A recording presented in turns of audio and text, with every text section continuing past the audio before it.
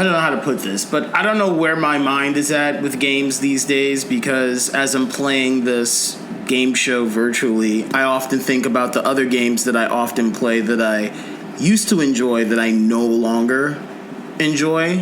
And so I'm not just by myself on this conversation. I have a good fellow friend of mine that's going to join me on this conversation, because I'm very curious to know, are we burned out with the current state of gaming? And if so, is that a temporary feeling, or is this something that's going to be in the air for a long time? So what do you think?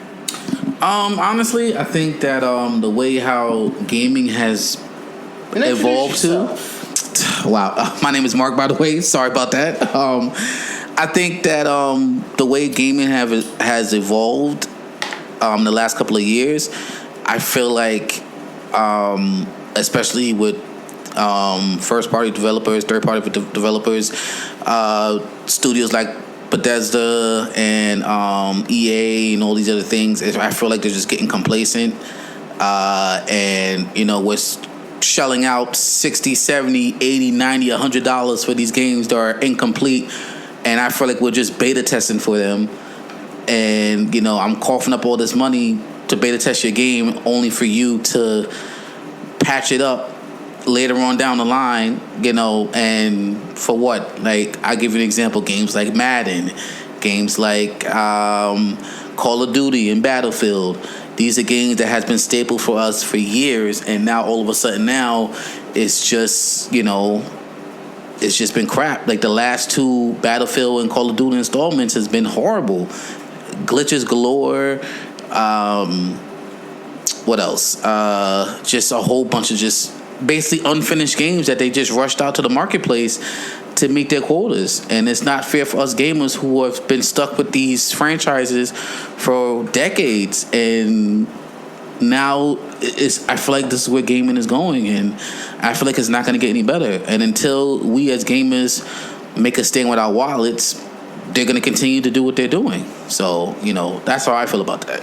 You said a lot. That was a lot to process. So let's take it in bite-sized pieces. I'm going to start with the last part first. Do I agree with the last part among all the other things you said? Yeah, I do. But I think the big problem is the type of people that are getting this sort of resentment. I don't think they're the majority. To be honest, we are the minority in terms of people that have this sentiment against the state of gaming. And I think the reason why that's the case is because, let's take, for example, I'll use the latest Diablo game that's been out for a minute. It's been out for a while, actually. And it's been the talk of the town in terms of many gamers about how pretty much the game, sure, it's free to play, but let's be very clear, and I say this all the time about gaming and most so about life as well, nothing in this world is for free. And anything that is given to you for free always comes at a catch. Now, I don't know about most gamers, but there was once a time when I would play a game that you play the game from the start to the middle and then it's over. You get to the end and then that's it. I don't know about a lot of people, and I imagine that with the, birth of the DLC and now we have the season pass and all that, I get it. People want more content. But at the same token, the DLC becomes this opportunity for people to take tons of advantage on the players in terms of additional content. To the extent, going back to the Diablo example, you can play the game for free, but if you're going to beat the game, which, let's face it, if you're playing any RPG game, the moral of the story is you're trying to max out your characters. So when you max out your characters to the extent where now it's like $100,000, or now it's like $500,000 to max out a player, is it really for free? And honestly, that's the state of a lot of gaming in general. Like, I don't have much games that I play actively. Like right now I play a lot of sports games, and even things like racing games, like Forza Horizon 5. There's a gotcha type of, element where you have to spin a wheel to get a prize or to get coins, and then you're pressured to buy tons of shit. with your fake coins, but then you need to convert that from cash, and then you're spending actual cash to get fake coins to buy an item. Like, you feel like even if the game was purchased, or even if you're playing it on Game Pass, you're still having to pay more somewhere down the line if you want to beat the game. If you're going to be a casual player and you just want to play it with no intent of beating the game, I guess that's fine, but I don't know if that should be the state of all games. It begs the question, how do we then look at single-player games? Yeah, and to piggyback off of that, Madden is a perfect example of that. The same game has been trotted out for the last, I want to say, almost 10 years. Maybe even more. Right. And with that, you have, because let's be honest, EA, their main focus is, Ultimate Team. That's their main focus. That's where they get their bread. They have made billions of dollars, mind you, just off of that alone as a DLC. And it's not even really a DLC. It's the packs that you buy to compose those teams to play Ultimate. Right. And that's where they're really focusing. They have given up on franchise mode. What's that single player campaign they have? I forgot what it's called. What, Face of the Franchise or something? It's crap. It's crap. It's horrible. The cutscenes are just straight out of PS2 or PS3. It's the same stuff. Sometimes you'll see overlays from the previous game loaded into the background. It's just they just don't care, and it's been like this for a long time. And that's what happens when you have no competition. I know that this is not a new conversation. Everybody on YouTube and their mother has made this sort of criticism. But I think it's unique for me because I want to think about, all right, we're now at the second half of the year. Has there been any game for the year 2022 that is a AAA game that doesn't feel gimmicky to you? Does that sound clear? And honestly, I haven't played a lot of games this year. I don't remember the last time I bought a game. That's a good question. When was the last time you actually bought a game? Are we talking physical or digital? Oh, here we go. Here lies another interesting quandary of whether or not people buy actual physical games or not. But for the sake of your question, let's assume digital content first. Okay. What games have you purchased lately? The last game I bought, I want to say would be Train Sim World for PS4. I think I bought that, I want to say sometime last year. And most of the games I've owned, it's digital, because I usually catch them on sales and stuff like that. But as far as just in general, no, I haven't bought an actual game in this because there's nothing out there that's enticing me to cough up $70, $80. So that's just how I feel. I play more retro old school games than I play recent games because there's nothing really out there that's grabbing my attention to say, okay, you know what, it's worth me coughing up $70.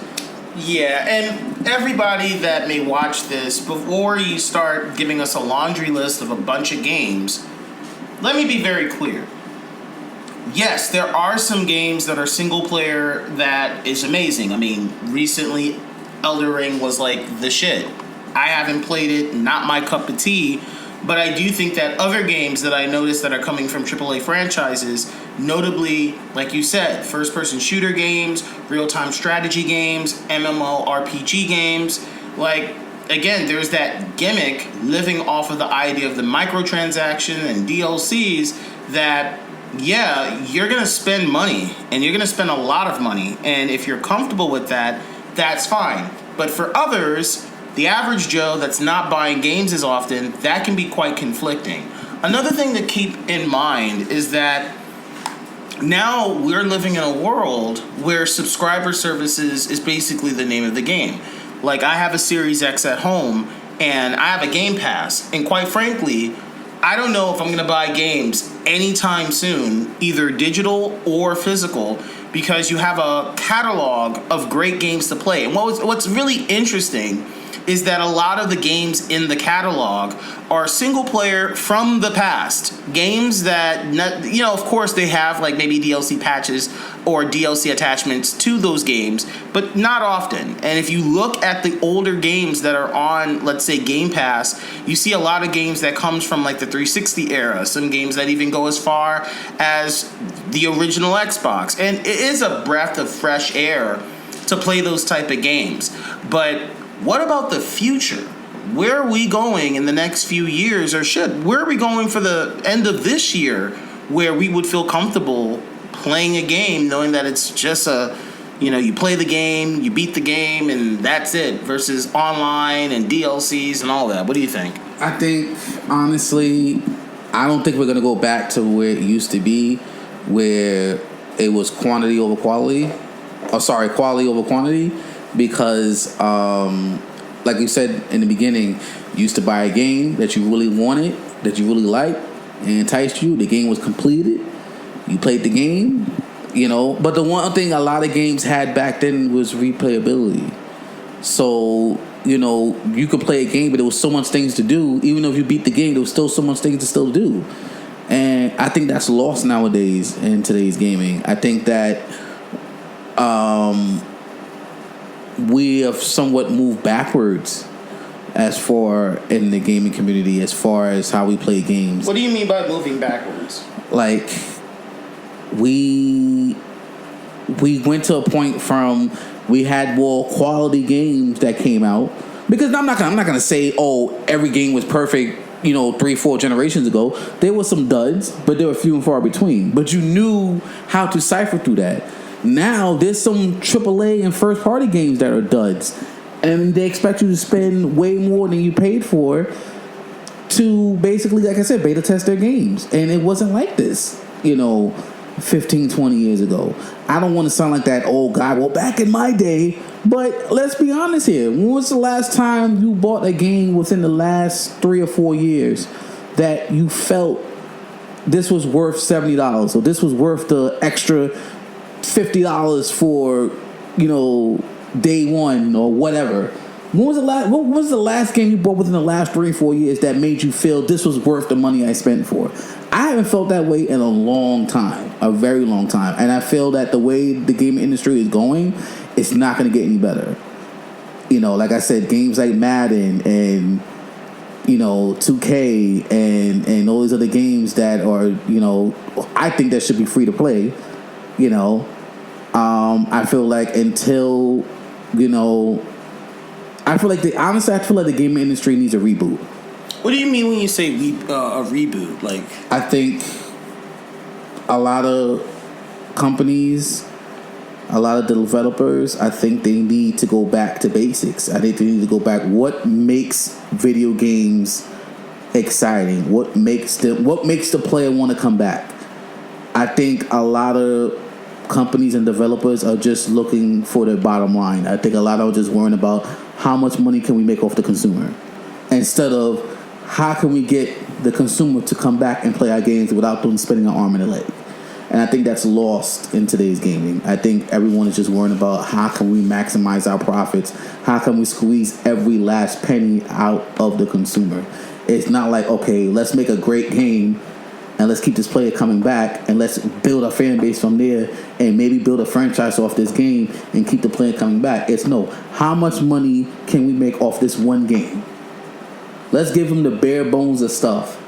And hey, if you want to max out your character, hey, would you rather grind for 80 to 90 hours? Or do you want to just, spend extra $100, $200 and you can max yourself out already? Look at a lot of these sports games. I'll give you an example. 2K18 was the worst example of that. And I wanted to buy that game, and I was hyped for it.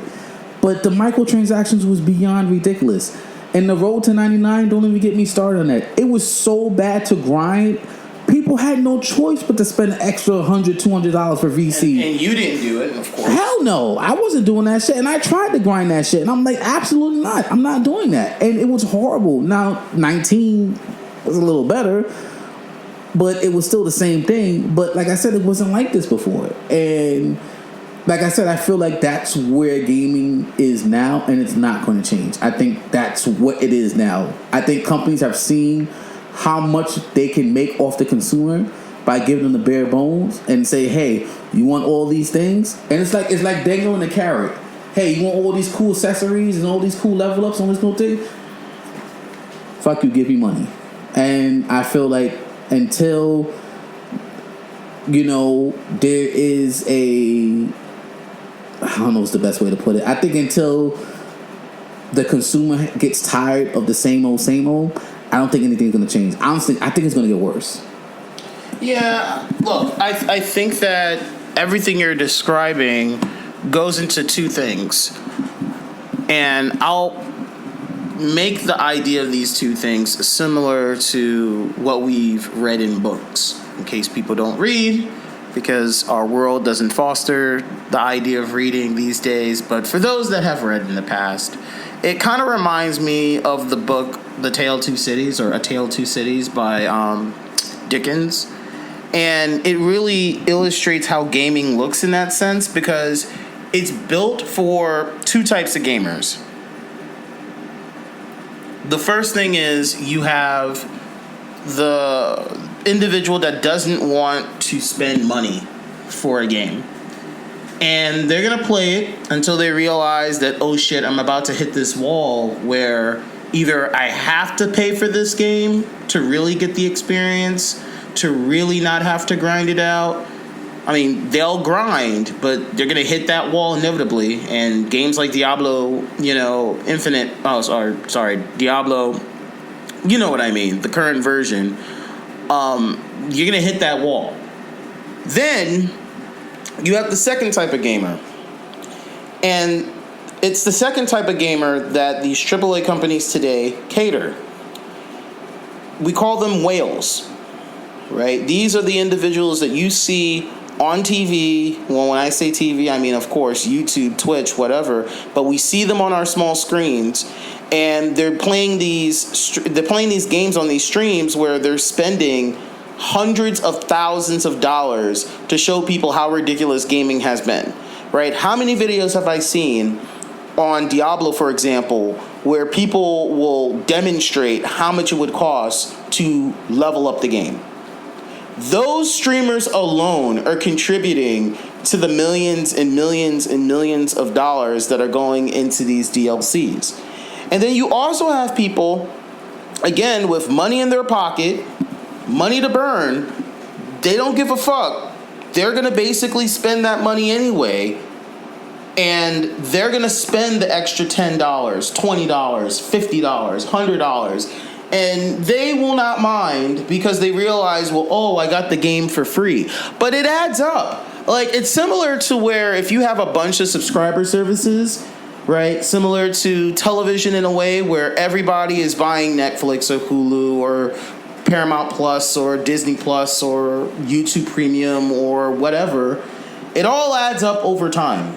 And it begs the question, years down the road, right? Does that game become valuable? I can still go to my old gaming collections. I'm talking about not that old, like maybe games maybe for PS4, maybe games for the 360, maybe games for the Xbox One, shit, or even much more back in the day, like the Xbox, the N64, the early PlayStation games, and all those old consoles, excluding the current generation, they're games where I don't necessarily have to rely on the whole gimmick of, buying items and buying coins and doing whatever, basically spending more money than what I've spent for the game to have a true experience.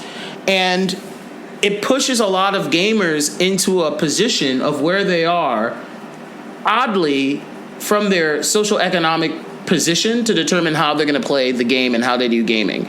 If there are people that are willing to spend thousands of dollars to buy a bunch of card packs for an Ultimate Team that will probably be useless the next time a new game comes out, because, rather than let's wait a few years to build a great game, we're going to have a reoccurring annual game. I don't know who asked for this, but you know what? Yes, I'm referencing games like Madden, but you spend all this money for all these items, and then sooner or later, those items are useless. Like, you can't say to yourself, okay, I'm going to spend all this money for a bunch of characters or players or whatever for Ultimate Team. I'll keep using the Madden example.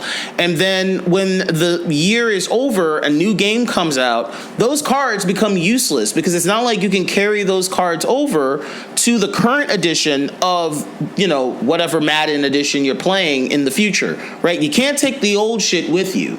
And so it forces you to have to spend and spend and spend and spend. And I'm not trying to sound like a cheapskate, but I am saying, where does the bang for your buck come in terms of buying games and not just, there's only God bless Nintendo. You got Nintendo games where you don't have to feel the pinch of the DLC type of shit, but that's a different story.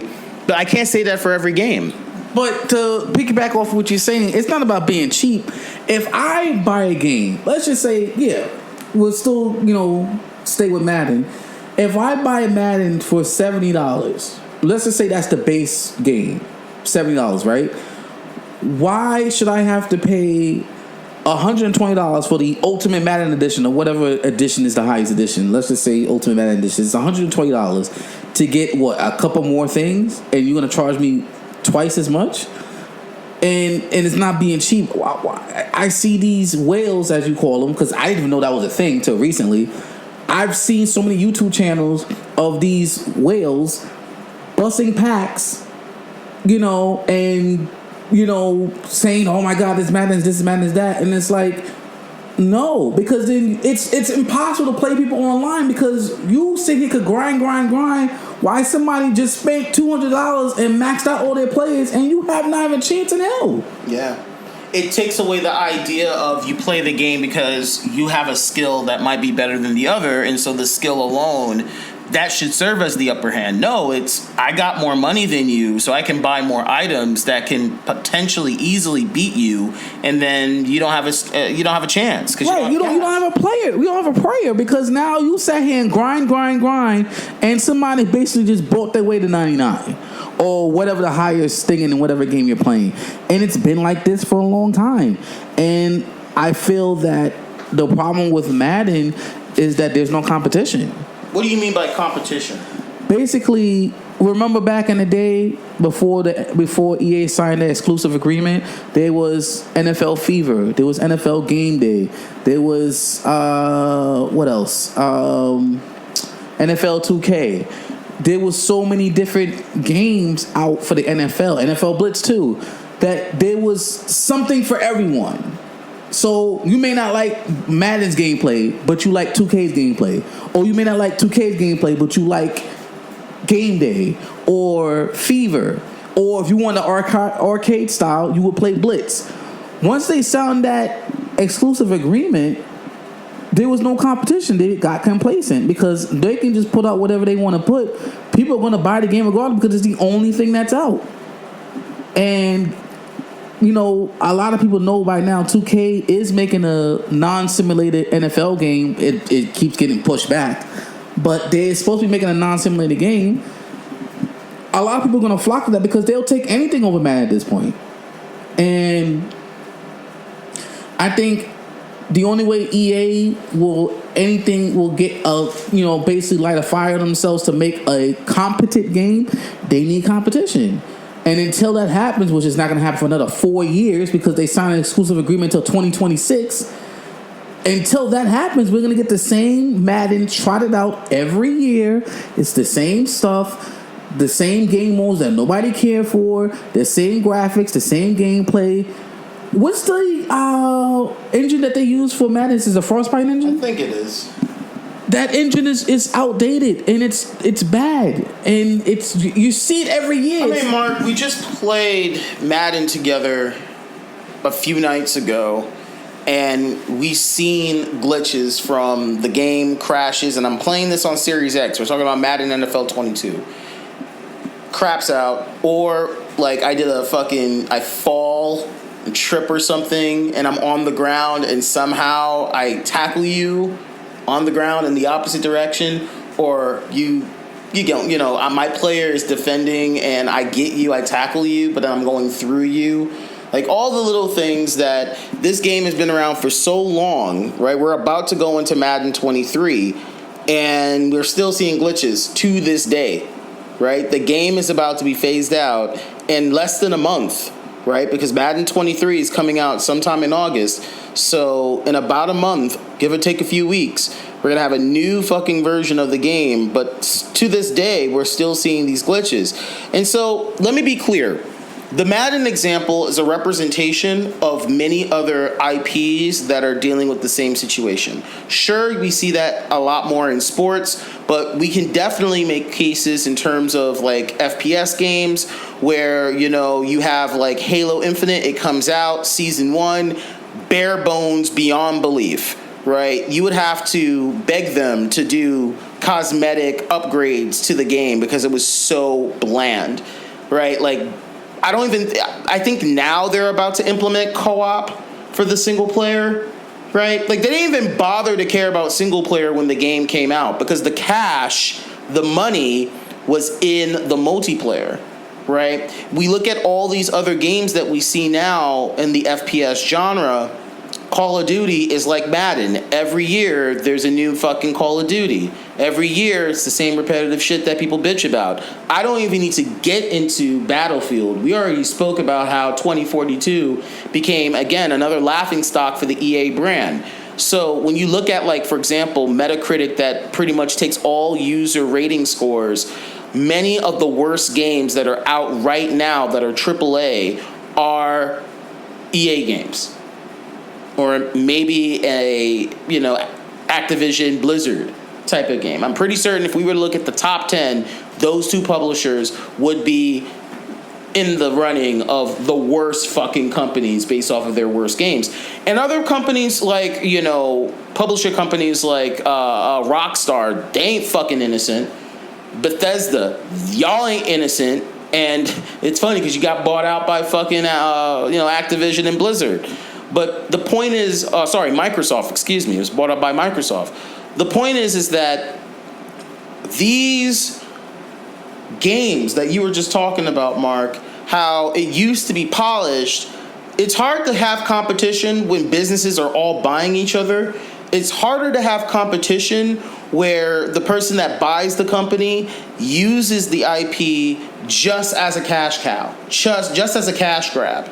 And it's easy for us to bitch, moan, and complain. Again, we are a minority that complains about these things, but I don't think anything is going to change anytime soon because the money is too irresistible to change the game, right? Think of it in the same way in the 80s where our access point to gaming stemmed from going to the arcades. We spend quarter upon quarter upon quarter upon quarter upon quarter playing these arcade games, and we're throwing money at it knowing that some of these games you can never beat, and they just keep us coming back, and we go back to that same arcade time and time and time and time and time again.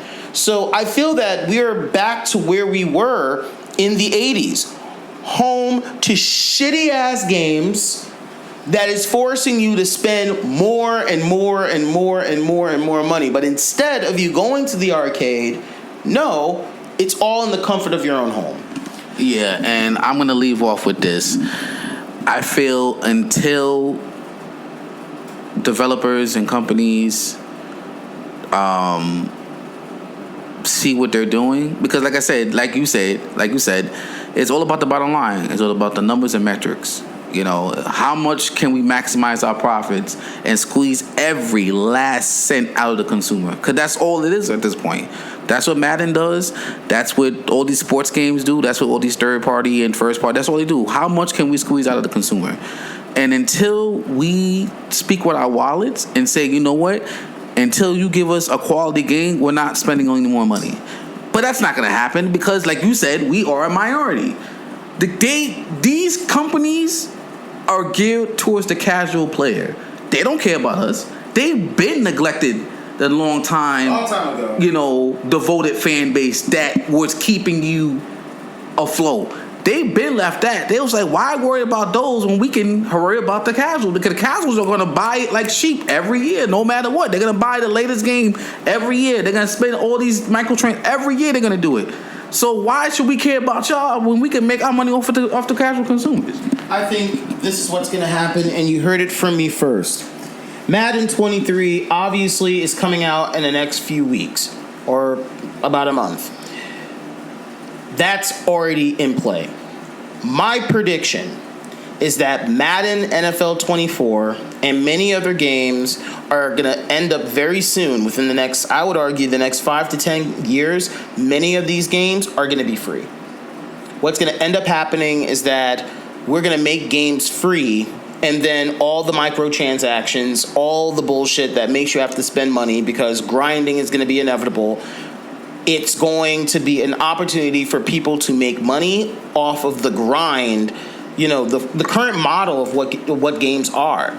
So I'm using Madden as an example. Like, I can't see a reason why Madden just doesn't go free, and then you play maybe exhibition, but it's going to be watered down, or you play franchise, but it's going to be watered down, and then they're going to take a lot of their modes and try to figure out ways to, you know, make it very monetized, right? I feel the same way with many of these IP games. I kid you not. I feel like there's going to be a moment where, maybe for the exception of Nintendo, because they have a very different ethic of gaming and business, although they're not the most pro-consumer company out there. But I'm going to leave Nintendo to the side for a different conversation. For others, I think it makes the most financial sense for many of these games to go free, as long as they figure out ways to make it very, you know, gimmicky with all these transaction opportunities. And I feel like as long as many of these IPs are going into that strategy to make money by making their games free, it's like drugs. You get the first hit for free, you get hooked, and then before you know it, you're selling your mother's TV to get a fix. Right? And I feel like that's what it is right now. The addiction of gaming doesn't change. The way we love gaming doesn't change. The way we use gaming doesn't change, other than they being the company, the companies are going to find ways to monetize off of that. If you're really serious about buying games and you really want to be conscious with gaming, I mean, sure, you can invest more in the independent field, in the independent space, gaming space. Of course, there's tons of great games there, but I would also contend that if you're at an age where you appreciate the older games from older consoles, collect, reminisce in the past, because the games that existed then, I don't think you're ever going to see those type of games ever again. That is an era that has long passed, and I don't think it's ever going to come back, because the money, the way that gaming is made for the sake of profit, it's never going to go back to where it used to be. So we got to, as older gamers, we got to let it go. Yeah, and until that happens, hey man, like he says, collect, you know, try to emulate, you know. Some people just collect old systems and just start building up, you know, their catalog from there. There's a lot of mom and pop, you know, game stores that sell old school games that you can, you know, or go to conventions, you know, and build up your library from there. And I think by doing that, you start to appreciate the games we had then, because what we have now, it just increases the value of those back then. And mind you, let me be very clear with that idea. I do agree that, sure, maybe going back to older games can be the thing, but note, some of these companies are already taking advantage of that. Again, you have, you know, Nintendo, you have the Switch Online service, you have, you know, even, again, Game Pass goes all the way back to original Xbox games. You have PS Plus, or whatever their new subscriber services that allows you to play older games through cloud. I mean, keep in mind, these things exist, but I do think that the one part you're right about is that with emulation, keep in mind, all those services that I've mentioned, they're fucking terrible when it comes to preserving games. Because if you go to Switch Online, how many games are in their catalog? Not much.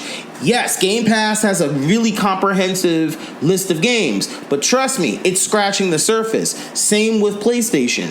So, but to piggyback off of that, seeing Game Pass, I think Xbox has one of the best backwards library out there right now, because PlayStation's library should have been way better than what it is. And I have a PlayStation, and PS Now compared to Game Pass sucks. It's like apples and oranges. And I feel Game Pass, I think Xbox really hit their nail on the head and really hit it out of the park with the Game Pass because, they're not really doing it with first party shit. So I think their bread and butter is the Game Pass because looking at their library, and like I said, that's scratching the surface because that's not even at least half of their library. And I think if they really tap in and add more stuff, why would I want to buy any more physical games? Why would I want to do that? But I can just pay one fee a month and get anything going forward. You know why I wouldn't really crouch too much on that? Because suppose if they put out a game that's a remaster and the remaster is worse than the original. We've seen that already. Grand Theft Auto is a perfect example. We've seen that already. And that's another thing, right? Like, companies are very, very slick where they're willing to fucking put in an old version out of commission, so they'll force you to get a remaster. The remaster is not as great. They might have omitted some of the content or they made it worse, and then you regret ever buying the remastered edition versus getting the original and playing it exactly the way that it's intended. So I would stare cautiously on solely relying on companies to give you that nostalgia factor by going back into their services and playing their older games. I think that if you have older consoles, God bless you. If you're able to emulate, because there's tons of software that you can use, you can't emulate Xbox Series X or S or PlayStation 5 emulation. You can barely get it off the ground with PlayStation 4 unless you have the hardware. But if you have PlayStation 3, if you have a PlayStation 2 emulator, definitely a PlayStation emulator. Even the original Xbox emulator. And then you can go back really, really, really back to the older generations. Then sure. Right, as long as you have the hardware to run the software, then that's fine. And I'll end with this. I'm not trying to sound grouchy and pissed off because I think that gaming has completely failed. I am an optimist that believes in the investment of just playing amazing games. That's why I still play to this day, and I've been playing since I was like 5. I mean, I'm over 30. Like, we're both over 30. We're in our mid-30s. So we're talking about 3 decades of gaming. That's not going to go away in terms of our commitment of gaming. What will go away is the tenacity of wanting to push everything that we do to the side to game, not because we're older, but the content is not giving us that driving force for me to go back to where, okay, I don't mind coming home at the end of the day, I finish my work, I finish my chores, or if you have a family, you take care of them, and then boom, you play. I don't have that type of excitement like I used to, and I don't think that's going to be the case until we reimagine and reinvest gaming where it's more pro-consumer and not so parasitic, if that's like a good word to describe.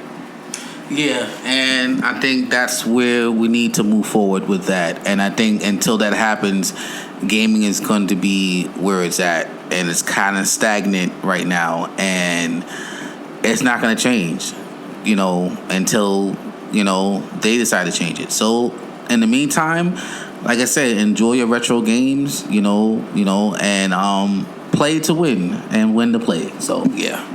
That being said, speaking about play retro games and enjoy retro games, I hope you enjoy this clip and our talk. Keep in mind that this is Brownsville Games, home to retro games, including retro game shows. If you like the content, if you like what we're talking about, and actually this is the first time we're doing something like this with our videos.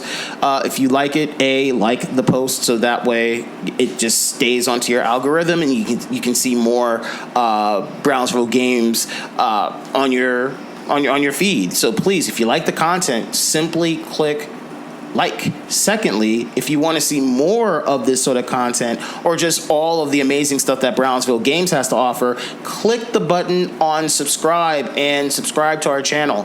Look, I am not good at this. I'm not like the other content creators.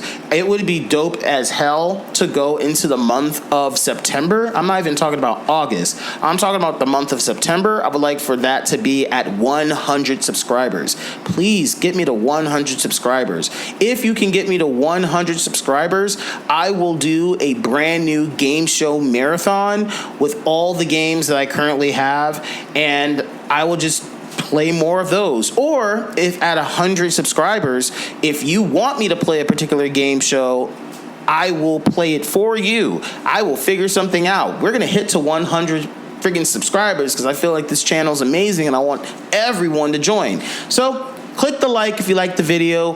Hit subscribe if you want to see more. Thank you and deuces.